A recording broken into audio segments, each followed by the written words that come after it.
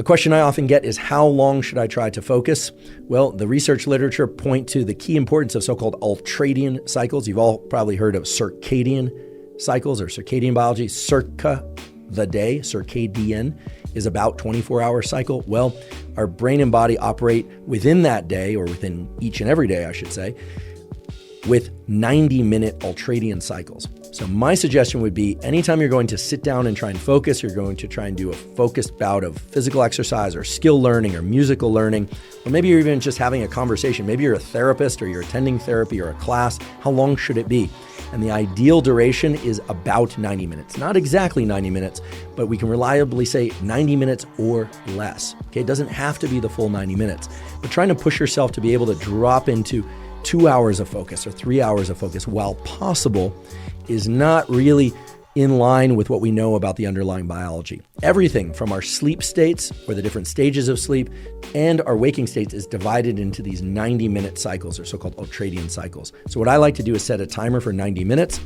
I acknowledge and accept the fact that under most conditions, unless I'm really pressed for a deadline and I'm optimally caffeinated, etc., the first 5 to 10 minutes of that 90 minutes are a transition time. It's like the warm-up for focus, but I do include it in that 90 minutes.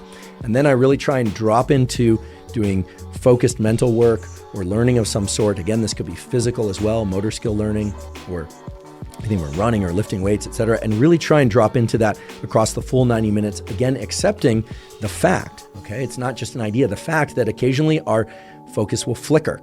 It will jump out of focus, and then a big part of being able to focus is to go back to focusing. The way I'd like you to conceptualize this perhaps is that arrowhead suddenly getting very, very broad, that you're focusing on many things, or that arrow shifts to a different location in the room. The key is to be able to shift it back and to narrow it once again, and that's an active process. So much so that it requires a lot of metabolic energy. Your brain is the chief consumer of metabolic energy.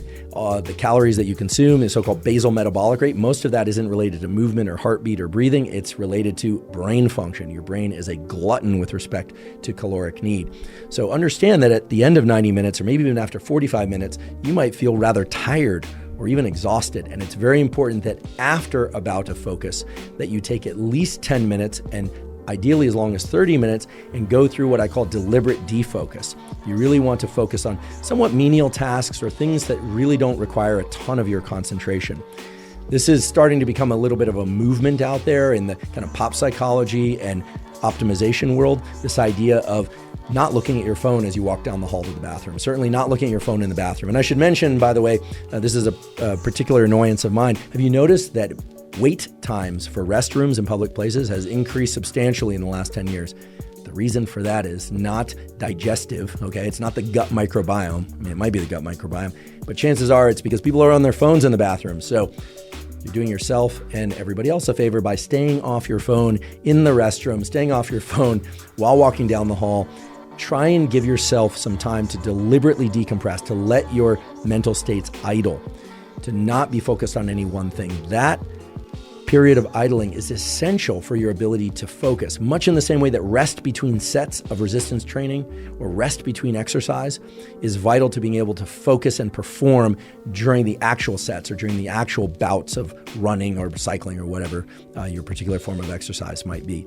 So deliberate decompression is key. And I know this is hard because we're all being drawn in by the incredible, rich array of sensory information available on our phones and other devices.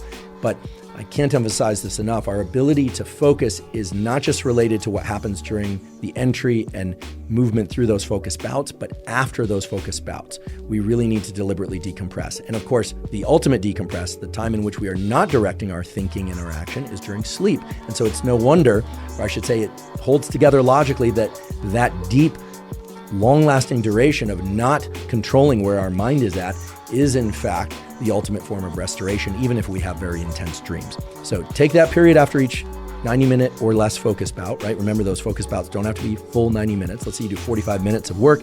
You're just done with it. Set it down and go do something for maybe 5, 10, maybe even 30 minutes that is functional for your day, right? Just not just walking around in circles or staring up at the sky, although if you can do that, do that. But most of us have other things to do, but do things that are rather automatic or reflexive for you, and try not to do any focused reading. Try not to bring your vision into a tight location, such as your phone, and try and deliberately decompress, because that will allow you to drop into intense bouts of focus again, repeatedly and repeatedly throughout the day.